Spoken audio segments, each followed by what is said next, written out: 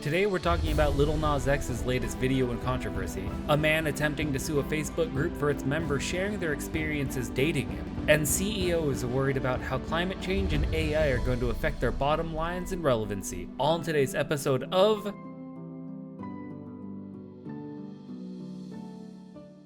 Welcome back, webheads, to the post-long weekend update. It's so good to have you all back with me. And if you're new here, make sure you hit that subscribe button so you're always on top of what's going on in the world around you. Now, let's stop beating around the bush and get right into it, shall we? Lil Nas X has stirred up controversy with his new single, J. Christ, which included a video of him being strapped to a cross. Following backlash, the artist released a video apologizing for aspects of his promotional tactics, acknowledging the sensitive nature of religious topics. He clarified his intentions were not to mock Christianity, but to express his artistic vision. Enter Lil Nas X, master of the musical curveball. He's back in the spotlight, and this time it's for his new single, J. Christ. For better or for worse, capturing the world's attention. Now, if you've been living under a rock, what we have here is a music video that intertwines a cross and other religious imagery, a daring promotional strategy, and a whirlwind of public opinion. A well-crafted approach to make sure your content hits viral status, but this time he may have ventured into territory he didn't quite anticipate. Now, Lil Nas X, in true fashion, went all out with the religious imagery, going so far to put out a video with him strapped to a cross and some TikToks that might make your Sunday school teacher faint, continuing with his usual game of how far can I push this? And, well, he might have found the limit. Amidst the uproar, Lil Nas X has come out to apologize, but not really, while doubling down, but still sorry, not sorry. It's more of an I'm an artist, not a blasphemer type of thing. Now, folks, as we all know, using religious for advertisement, let alone shock advertising, can be a delicate thing. Nas X's J. Christ, while being the latest example, is certainly far from being the first to walk this tightrope. So,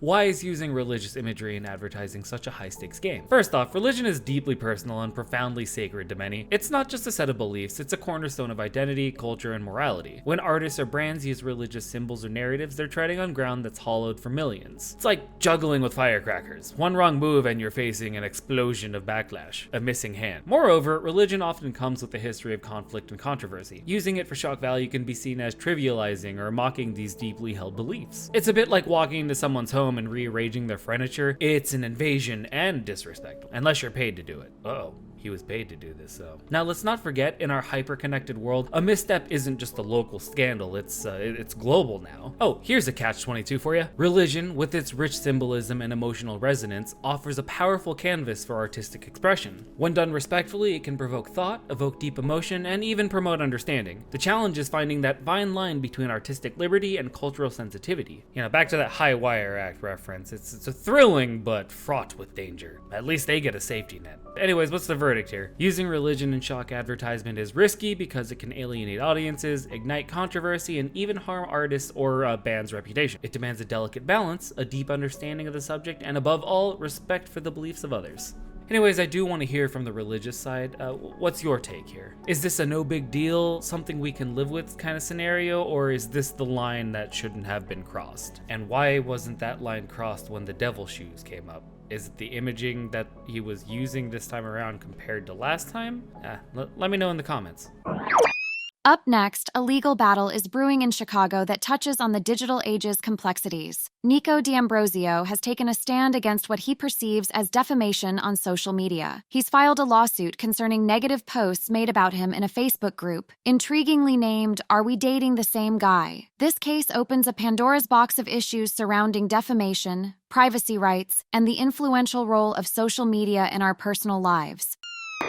Okay, so before we start, I would like to know how this man found this group. Was he doing some online stalking? Or did he just happen to stumble on it? Did someone else find it and pass it along to him? These are all very important questions. All I know is that this man's dick is so notorious, it's got an entire Facebook group up in arms. Fucking wild. Anyways, so Nico D'Ambrosio is taking on not just a few individuals, but 27 women, one man, no hole is safe from D'Ambrosio. And even Meta, the parent company of Facebook, in a lawsuit. He's claiming defamation, doxing, and invasion of privacy with damages over $75,000. Now, this Facebook group, Are We Dating the Same Guy, is like a Yelp for dating. It's got local chapters, and the Chicago one, where our man Nico is from, has over 80,000 members. It's a lot of people. It's meant to be a space for women to support each other, but Nico says it's turned into a platform for defaming men, including himself. Oh, so he's fighting for all men here. What a hero. I salute you, sir. The sarcasm is strong here, so don't come at me. According to the lawsuit, some posts called him psycho, clinging, and accused him of ghosting after a fling. Nico's lawyers are painting him as the victim, of course, saying that they've tried everything before resulting to legal action. Actually, let's pivot off the members for a second and discuss whether a platform like Facebook in this case can be held liable for what its users are posting. First off, there's this little thing called Section 230 of the Communications Decency Act. This little bad boy is like a shield for online platforms, basically stating that websites aren't liable for content posted by their users. It's why platforms like Facebook, Twitter, and Reddit can exist without being sued every time someone posts something sketchy, which is like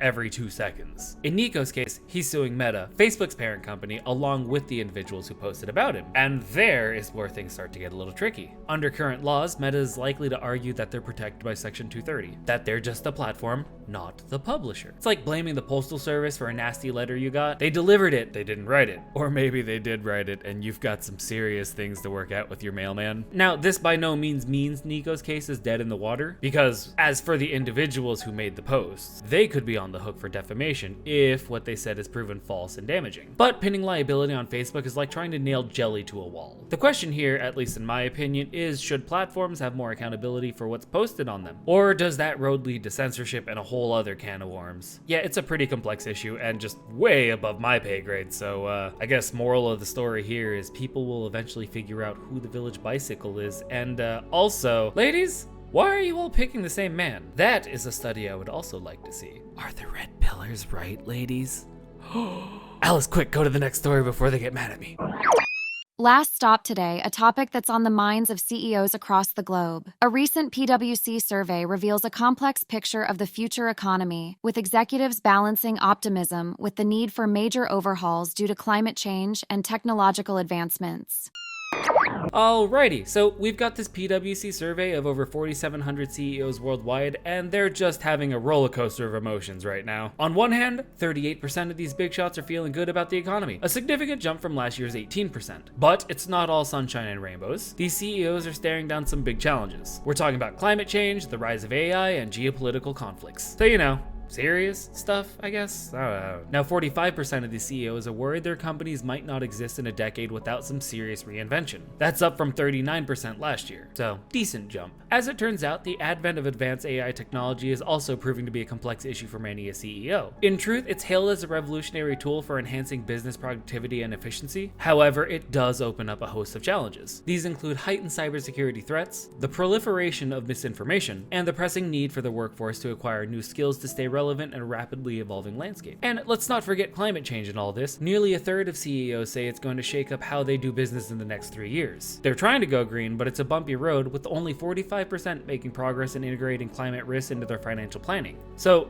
what am I supposed to get from all this? Well, I guess innovation is key, but it's got to be managed right, which in these people's hands, I don't really know how well that's going to go. But it's not just always about the next big thing, it's about making sure that the big thing doesn't leave a trail of chaos in its wake. On the bright side, the push for innovation could lead to some groundbreaking developments. We're talking cleaner energy, smarter AI, yes please, and businesses that are more resilient and responsive to the world's needs. It's a chance to build a future that's not just about profits, but who am I kidding? It's always about the profits, kids. But, and there's always a but, this rush to innovation could widen the gap between the haves and the have-nots. Because that needs to be wider, obviously. Us poors are getting a little too comfortable with the little bit that we've got. If we're not careful, we could end up with a world where the rich get richer and the poor get left behind. Wait, actually, isn't that like the current status of things right now? Anyways, you get it. They're gonna get rich, we're gonna get poor. Fuck. Yeah, on that note, I'm just gonna call it today. Don't forget to let me know your thoughts on any of the topics today. And until next time, stay weird, stay safe, and I will see you when I see you. Bye!